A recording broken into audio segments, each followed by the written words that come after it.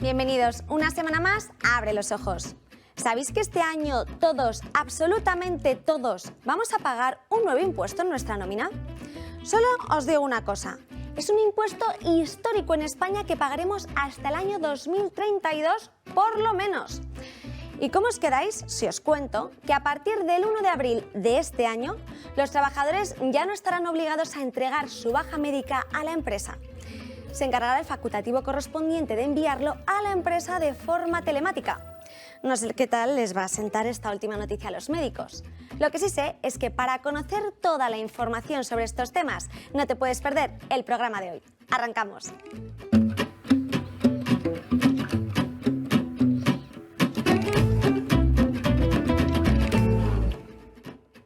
Este año todos y cada uno de nosotros vamos a pagar un nuevo impuesto de lo más igualitario.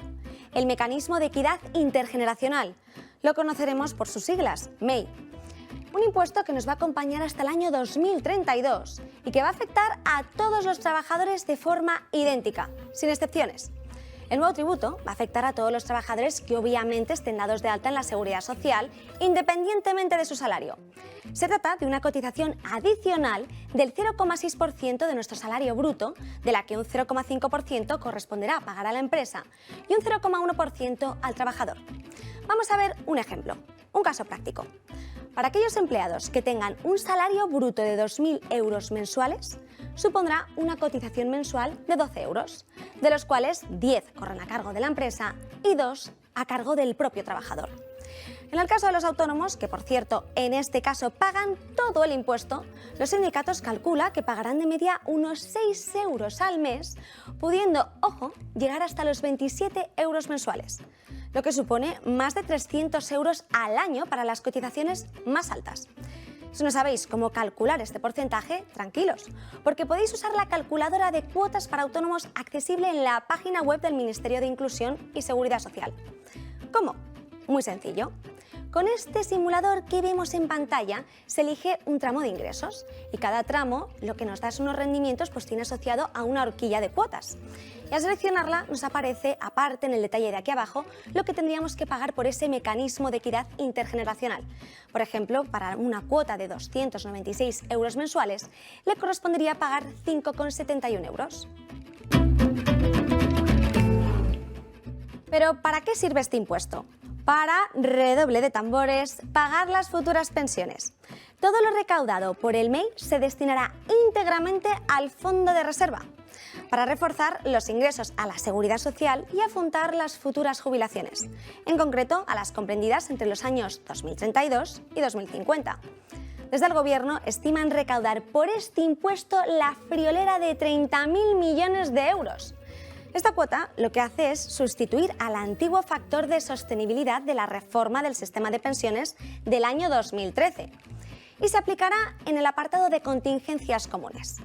Hasta el año pasado las empresas pagaban por estas contingencias un 23,6% y el trabajador un 4,7%. Ahora las empresas pagarán el 24,1% y los trabajadores el 4,8%. El ministro de Inclusión, Seguridad Social y Migraciones, José Escrivá, defendió esta iniciativa de la siguiente forma. El mecanismo resuelve, en línea con lo acordado en el mes de julio, todos los problemas que plantea el factor de sostenibilidad. Era inadecuado para afrontar el reto demográfico transitorio de las próximas décadas. El factor de sostenibilidad tiene el problema de desplegar efectos con independencia de la evolución de los ingresos y gastos. Es un recorte creciente en el tiempo basado en la diferencia de esperanzas de vida. Y aquí tenemos un mecanismo contingente, que lo que tiene en cuenta en cada momento y sobre todo cada 3 años es la evolución del conjunto de parámetros del sistema y de la evolución del gasto y de todas las reformas. Es la primera vez en la historia de España que se crea un impuesto para pagar exclusivamente las pensiones. Habrá que estar al tanto de su vigencia, porque de momento la duración será de 10 años. Pero a la Comisión Europea, tal y como ha reconocido el propio ministro José Luis Escrivá, no le acaba de convencer y el MEI se revisará para ver si tiene continuidad a partir del año 2032 o bien si se modifica por otra medida impositiva distinta. Bruselas, sin embargo, es más partidaria de que se extienda hasta el año 2050 y el Ministerio no descarta ceder en este punto. Para que quede claro, clarísimo, os dejo un resumen con lo más importante de este nuevo impuesto. Dentro vídeo. El mecanismo de equidad intergeneracional es el nuevo impuesto que verás en tu nómina desde el 1 de enero de 2023 hasta el año 2032 como mínimo. Afecta a todos los trabajadores, incluidos los autónomos. Supondrá pagar un 0,6% del salario bruto. De ese porcentaje, el 0,5% correrá a cargo de la empresa y el 0,1% a cargo del trabajador, salvo en el caso de los autónomos, que lo pagarán en su integridad. Si eres autónomo y no sabes cómo calcular este porcentaje, puedes usar la calculadora de la Seguridad Social que encontrarás en la página web del Ministerio de Inclusión y Seguridad Social. Este año tenemos que estar muy atentos porque existen novedades en la gestión y control de los partes de baja médica e incapacidad temporal. A partir del 1 de abril, los trabajadores ya no tendrán la obligación de entregar el parte de baja o de incapacidad temporal, en su caso, a la empresa, sino que desde ese momento será la propia administración la que comunique a la empresa el primer parte de baja, los sucesivos de confirmación de baja y el parte de alta del trabajador por vía telemática. ¿Cómo? En la teoría todo esto parece muy sencillo, pero vamos a ver cómo quedaría en la práctica. El médico del servicio público o de la mutua, en su caso, solo entregará al trabajador una copia del parte de baja y no dos como hacía hasta ahora, evitando así que el trabajador sea quien entrega ese parte a la empresa. Será entonces el médico correspondiente quien mandará los partes a la Seguridad Social por vía telemática de forma inmediata o, como mucho, el primer día hábil siguiente al de su expedición. Seguidamente será la Seguridad Social quien lo comunicará a la empresa y ésta tendrá tan solo 3 días hábiles para completar todos los datos que se le requieran a través del sistema de revisión electrónica de datos, más conocido como RED. En caso de incumplimiento de este plazo, se contemplan sanciones que pueden suponer una multa de entre 70 y 750 euros. Pero no es lo único. Hay otras modificaciones que se centran fundamentalmente en 2 procedimientos: la expedición y la tramitación de los partes de baja, confirmación de baja y alta. Analizamos el primero de todos, la expedición de los partes de baja, de confirmación de baja y de alta. Si antes todos los procesos de baja se gestionaban exactamente igual, con este nuevo sistema la cosa cambia. Ahora los partes se expedirán en función del periodo de duración que estime el médico. Para ello se han establecido 4 grupos, aquí por ejemplo vemos 2. El primero, de una duración inferior a 5 días naturales. El médico lo que hace es emitir el parte de baja y de alta en el mismo documento, es decir, se indica tanto la fecha de alta como de baja. Sin embargo, aquí el trabajador puede solicitar la revisión a efectos de comprobar si está en condiciones o no de recibir el alta. El segundo, de entre 5 y 30 días naturales. El médico emite el parte de baja, indicando en este caso la fecha de revisión médica, que como máximo tendrá que ser en un periodo de 7 días desde la fecha de baja. Es decir, que si nos dan la baja el día 2 de junio, la fecha de revisión médica deberá ser antes del 9 de junio. En la revisión se podrá bien o emitir el parte de alta o el parte de confirmación de baja. Si es este segundo caso, después de ese primer parte de confirmación, si fuese necesario emitir alguno más, no podrán emitirse con más de 14 días entre sí. El tercero, para aquellos procesos de entre 31 y 60 días naturales. Es casi igual que el caso anterior. El médico lo que hace es emitir el parte de baja indicando la fecha de la revisión médica. Y en esa fecha lo que puede hacer bien es o emitir el alta o el parte de confirmación de baja. Pero aquí hay una diferencia, y es que después de emitirse ese primer parte de confirmación de baja, los siguientes, en su caso, no podrán emitirse con una diferencia de más de 28 días entre sí, antes recordar que eran 14.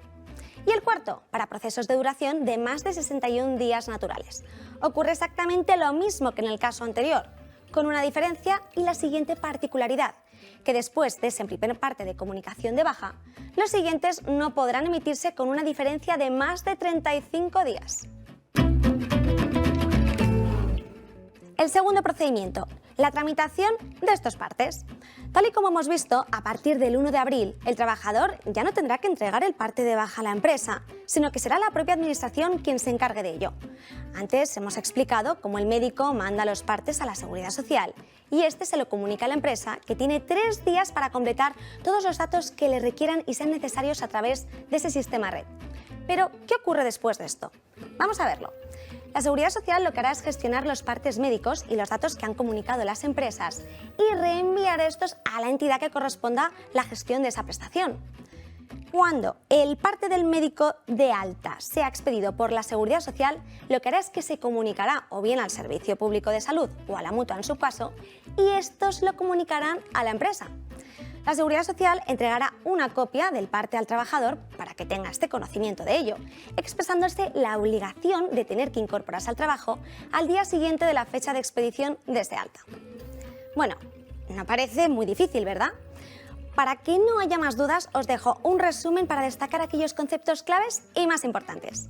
Desaparece desde el 1 de abril de este año la obligación para los trabajadores de presentar a las empresas partes de baja o de incapacidad temporal. A partir de abril, el proceso de gestión de las bajas, confirmaciones o altas médicas será el siguiente. El médico o la mutua enviarán el parte médico de baja o de incapacidad temporal a la Seguridad Social de manera inmediata o con un día hábil de margen como máximo. La Seguridad Social comunicará a la empresa la información recibida.